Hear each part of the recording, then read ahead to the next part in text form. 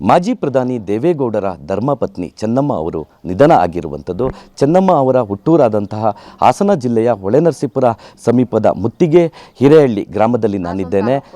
ಪ್ರಮುಖವಾಗಿ ಅವರು ಇದೇ ಒಂದು ಮನೆಯಲ್ಲಿ ಹುಟ್ಟಿ ಬೆಳೆದಿದ್ದು, ಸರಿಸುಮಾರು ಈ ಒಂದು ಮನೆಯೊಂದಿಗೆ ಆತ್ಮೀಯ ಒಂದು ಒಡನಾಟವನ್ನು ಕೂಡ ಇಟ್ಟಿದ್ದರು. ಜೊತೆಗೆ ಪ್ರಮುಖವಾಗಿ ಏನು ಚೆನ್ನಮ್ಮ ಅವರು 70 ವರ್ಷಗಳ ಕಾಲ ಈ ಮನೆಯೊಂದಿಗೆ ಒಂದು ನಿಕಟ ಒಂದು ಸಂಪರ್ಕದಲ್ಲಿದ್ದರು. ಇದೇ ಮನೆಯಲ್ಲೇ ಅವರು ಹುಟ್ಟಿ ಬೆಳೆದಂಥದ್ದು.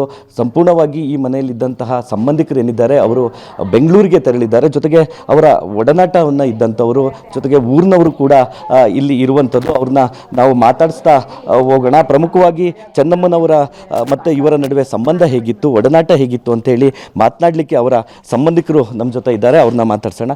ಅಮ್ಮ, ಯಾವ ರೀತಿಯ ಒಂದು ಸಂಬಂಧ ಚೆನ್ನಮ್ಮ ಮತ್ತು ನಿಮ್ಮ ಜೊತೆ ಇತ್ತು, ಮತ್ತು ಈ ಊರಿನೊಂದಿಗೆ ಅವರ ಒಡನಾಟ ಹೇಗಿತ್ತು ಅಮ್ಮ? ಅವರು ನಮ್ಮ ಚಿಕ್ಕಮ್ಮ ಆಗಬೇಕು. ನಾವು SSLC ಎಕ್ಸಾಮ್ ಬರಿಬೇಕಾದ್ರೆ ಹೊಳೆನರಸೀಪುರದಲ್ಲಿ ಒಂದು ವಾರ ಎಲ್ಲ ಅವ್ರ ಮನೆಯಲ್ಲೇ ಇದ್ದು ಎಕ್ಸಾಮ್ ಬರೆದು ಬಂದ್ವಿ. ಆಮೇಲೆ ನಮ್ಮ ಮದುವೆಯಲ್ಲಿ, ನಮ್ಮ ಮಕ್ಳ ಮದುವೆಯಲ್ಲಿ, ಎಲ್ಲರ ಮದುವೆಯಲ್ಲೂ ಅವರು ಬಂದು ಹೋಗಿ ಎಲ್ಲನೂ ಮಾಡ್ತಿದ್ರು. ಇಲ್ಲಿ ಯಾರೇ ಬರಲಿ, ಒಂದು ಬಡವರು ಅಂತ ಯಾರು ಹೋಗಿ ನಮಗೆ ಹಿಂಗೆ ಅಂತ ಹೇಳಿದ್ರು ಅವ್ರನ್ನ ಹಂಗೆ ಕಳಿಸಿದ್ದೇ ಇಲ್ಲ. ಅವರು ಎಲ್ಲನೂ ಚೆನ್ನಾಗಿ ನೋಡ್ಕೊಂಡು ನಮ್ಮ ಊರವ್ರು ಬಂದರು ಅಂತ ಅಷ್ಟು ಇಷ್ಟಪಟ್ಟು ಮಾತಾಡಿಸಿ ಎಲ್ಲರನ್ನೂ ಇದು ಮಾಡಿ ಕಳಿಸ್ತಿದ್ರು. ಮತ್ತು ಇಲ್ಲೂ ಹಂಗೆ ಯಾರೇ ಬಂದರೂ ಇಲ್ಲಿ ಬಂದರೆ ಬರ್ದೇ ಹೋಯ್ತಿರಲಿಲ್ಲ. ಅವ್ರನ್ನ ನೋಡಿ ಮಾತಾಡಿಸಿ ಆಮೇಲೆ ಹೋಗೋರು. ಇಲ್ಲಿ ಬಂದವ್ರನ್ನೆಲ್ಲರನ್ನೂ ಊಟ ಮಾಡಿಸಿ ಕಳ್ಸೋರು. ಇಲ್ಲೂ ಹಂಗೆ ಕಳಿಸ್ತಾ ಇರಲಿಲ್ಲ ಹೊರ್ಗಡೆಗೆ ಊಟ ಮಾಡಿ ಹೋಗಿ ಅಂತ. ಯಾರೇ ಬಂದರೂ ಜಾತ್ರೆ ಟೈಮಲ್ಲಿ ಬರೋರು. ಜಾತ್ರೆ ದಿವಸ ಬೆಳಗ್ಗೆ ಬಂದರೆ ಸಂಜೆವರೆಗೂ ಇದ್ದು ಯಾರೇ ಬಂದರೂ ಎಲ್ಲರಿಗೂ ಊಟ ಮಾಡಿಸಿ ಕಳಿಸ್ತಿದ್ರು. ಅಂದರೆ ಮನೆಯ ಮೇಲೆ ಮತ್ತು ಅವರ ಹುಟ್ಟೂರಿನ ಮೇಲೆ ಪ್ರೀತಿ ಹೇಗಿತ್ತು ಅವರಿಗೆ? ಚೆನ್ನಾಗಿತ್ತು. ನಮ್ಮ ಹುಟ್ಟೂರು ಅಂದರೆ ಅವ್ರಿಗೆ ಅಷ್ಟು ಇಷ್ಟ.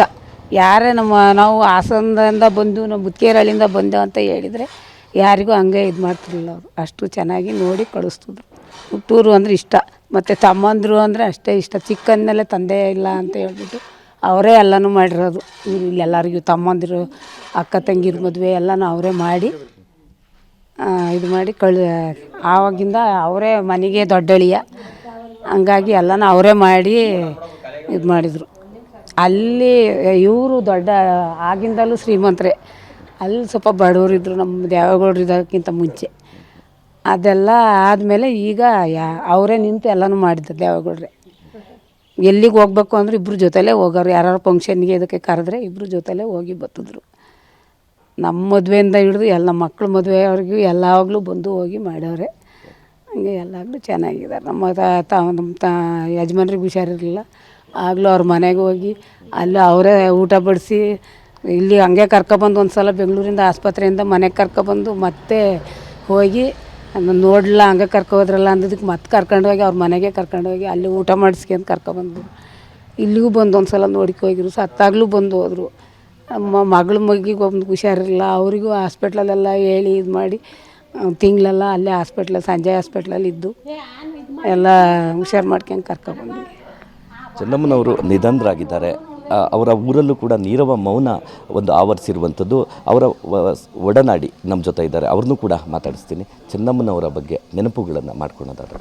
ನಮಗೆ ಅಕ್ಕ ಆಗಬೇಕು, ನಾನು ಅವ್ರ ತಂಗಿ ಆಗಬೇಕು, ಅಣ್ಣ ತಮ್ಮಂದಿರು.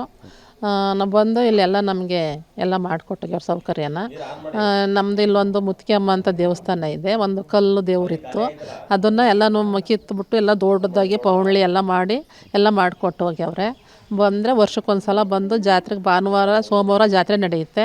ಬಂದರೆ ಭಾನುವಾರ ಬೆಳಗ್ಗೆ ಬಂದರೆ ಸಂಜೆ 4 ಗಂಟೆವರೆಗೂ ಅವ್ರದ್ದೇ ಪೂಜೆ ನಡೆಯೋದು. ಆಮೇಲೆ ನಾವು 5 ಹಳ್ಳಿಯವರು ಕಾಯ್ಕೊಂಡು ಕೂತಿದ್ದು. ಅವ್ರದ್ದು ಆದಮೇಲೆ ಕೊನೆಗೆ ನಾವು ಮಾಡ್ಕೊಬರೋದು. ಅಲ್ಲಿಂದ ಬಂದು ಇಲ್ಲಿ ಮನೇಲಿ ಜನಕ್ಕೆಲ್ಲ ಊಟ ಹಾಕಿ ಇಲ್ಲೊಂದು ಕಾಲಭೈರವ ಅಂತ ದೇವಸ್ಥಾನ ಇದೆ, ಅಲ್ಲೆಲ್ಲ ಹೋಗಿ ನೋಡಿ ಎಲ್ಲ ಮಾಡಿ ಹೋಗೋರು.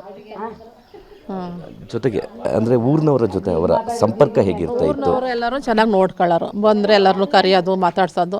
ಬಂದರೆ ಬಡ ಬಗ್ರಿಗೆಲ್ಲ ದುಡ್ಡು ಕಾಸು ಕೊಟ್ಟು ಹೋಗೋದು ಎಲ್ಲ ಮಾಡೋರು. ಎಲ್ಲ ಚೆನ್ನಾಗಿತ್ತು ವಹಿವಾಟ.